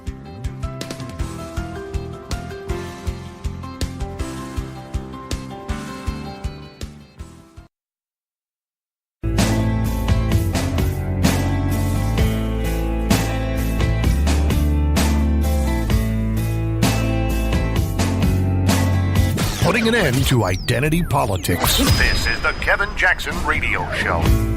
All right, everybody, welcome back. One of my favorite tweets not long ago was, "The left wants civil war. Our side has millions of weapons. Your side doesn't even know which bathroom to use. Your call." That was my favorite tweet of the day from Funky Town. Won't you take me to. Hey, I always like to leave you guys on a high note. And not because it's a contrived thing. I don't have to make up stuff for conservatives to be happy. We're happy people by nature. Even when things don't go our way, you know what we do? We say, trust in the Lord. Trust and believe, right? Look, you don't understand why things happen. They happen for a reason. And it's not always for your understanding. That's what the beautiful thing about trusting in this thing that's out there that, that we all believe in is this higher power, is that you don't always have to understand. Sometimes you just go, look, it is what it is. As I like to say, it's all God's plan. So whether, when Trump was running and I was one of the few people that told you, don't sweat it. God's got this, baby. You're going to win. Now, I remember 2008. I thought Barack Obama shouldn't win. But I was thinking to myself, I think God's going to make this fool win. And he did. He let him win. And then he let him win in 2012. And me and God had a conversation. I was like, hey, look, I trust you all right, but I don't like this move. And God said, you be quiet. Don't make me hurt you. So I just left it alone. And then 2016 comes. And what happens? We get exactly what we wanted, exactly what we needed. I know you were, Kevin, it wasn't exactly. Sure it was. Subconsciously, subliminally, it was Donald Trump is exactly what this nation needed. Trust me on this. Trust in the Lord. Where's my music? I need some trusting in the God music. I need some gospel. Anyway, I want to leave you guys on a high note. Employees at Newsweek have been told that editor-in-chief Bob Rowe and executive editor Ken Lee have been fired. They've been fired. A reporter, Celeste Katz, who has written articles about financial issues at the magazine, as well as an investigation by the Manhattan District Attorney's Office into the parent company, Newsweek Media Group, was also let go. The reporter, Katz, declined to comment, but she tweeted this: "My warmest thanks to the brave Newsweek editors and colleagues who supported and shared my work, especially our recent difficult stories about the magazine itself. Before my dismissal today, I'll sleep well tonight, and I'm looking for a job." It's in triage. Now, where's Jeff Bezos when they need him? This leftist rag has been anti-Trump, anti-conservative movement. Jeff Bezos, who's propped up the Washington Post, who, by the way, would have had to fire half its staff, if not all of it, had this multi-billionaire decided he wasn't going to make an issue of going after Trump. Where you at now, Bezos? Now that the truth is coming out, what say you? You want to know why Bezos didn't put an offer in on this clown magazine? Because it's not worth it. And eventually, he's going to lose interest in Washington Post, because what Jeff Bezos is watching is his money grow by leaps and bounds. He's looking at a marketplace built by Donald Trump, not built by Barack Obama, and he's having to reassess. And so is every one of these people. Look, stock market's taking a hit. Friday took a hit yesterday. Trust me, guys, it'll come back. Stock markets go and they come down. Look at a chart. Look at the chart of the market and tell me what you see. You see a steady increase. Now, they've been talking about this correction that's needed and all this. Call it a correction. Call it whatever you want. The market dropped. You can panic.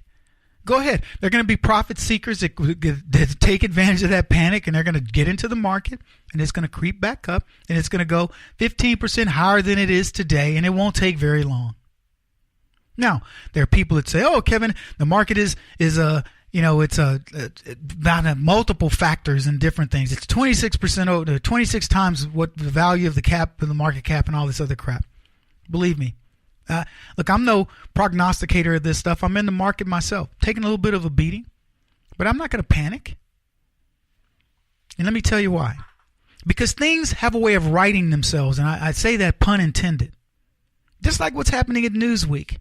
Staff in Newsweek's New York offices were told they could stop working and go home for the day on Monday afternoon. Can I confirm I was fired? I know nothing else. Can say nothing else yet, Rowe told CNN in an email.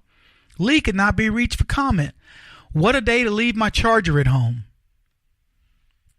A spokesman for Newsweek said the company would not comment on personnel matters. Turbulent time for the magazine, they say. Just last week, the co-owner and chairman of Newsweek Media Group, Etienne Uzak, and his wife, Marion Kim, who acted as the company's finance director, both stepped down. See, you got hit in the market 2 days in a row, Friday and Monday, and you thought it's all bad news. It's all paper money anyway, folks. It's electronic. It's not yours until you decide to sell it and go do something tangible. Get yourself some property or something to eat. Till then, you're just flailing in the wind with the market. Ride it out. But the good news is you're winning. And the more you win, eventually the market's going to win. Everything around you starts to win. Your schools win. Your kids win. Your church wins. Your community wins. Because leftism takes a beating. It takes a loss. Katz, Saul, and IBT reporter Josh Keefe had all contributed articles about the turbulence at Newsweek in recent weeks, including the resignations of Uzak and Kim. Katz had also reported on the company's chief content office, Diane Kandapa, who was placed on leave following a BuzzFeed report into sexual harassment allegations. Yep. But BuzzFeed said also that led to Kandapa's departure from Reuters. But hey, no problem. He's a sexual harasser at Reuters. Let's bring him over to Newsweek. We'll change him. Certainly he'll change. He's a bad boy, but we'll do something for him. I love him.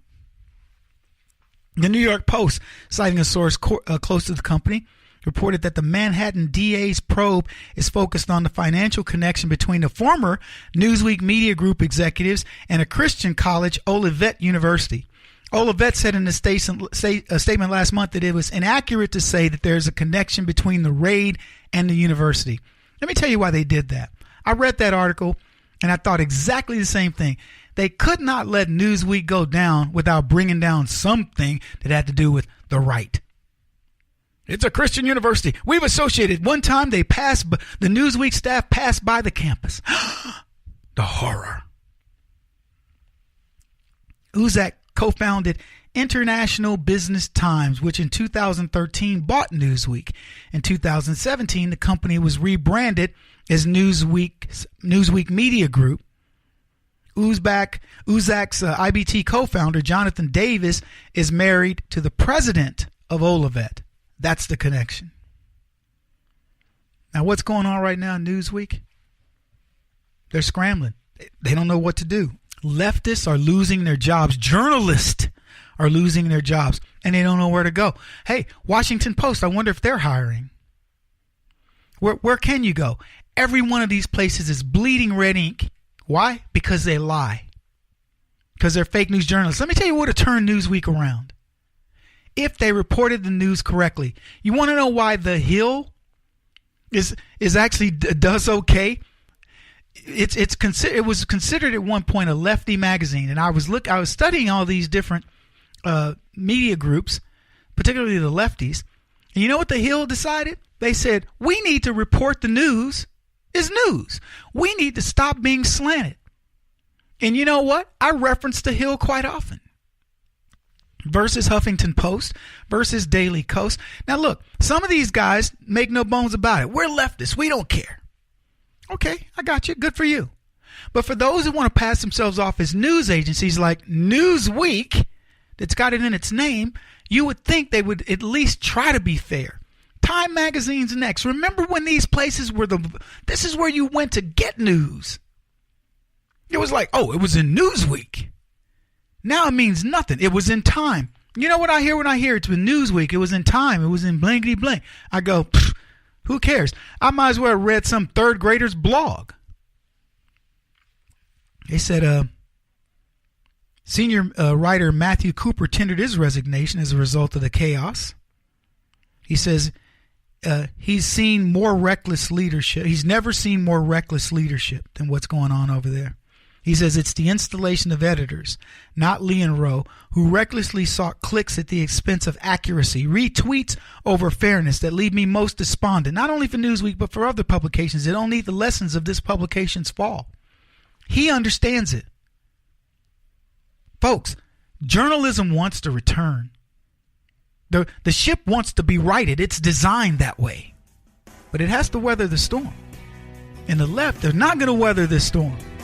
You are, because you understand. You have a basis for handling the storm. He won't stop until he's the top-rated radio talk show host in America. What kind of weird competitive freak are you? This is the Kevin Jackson Radio Show.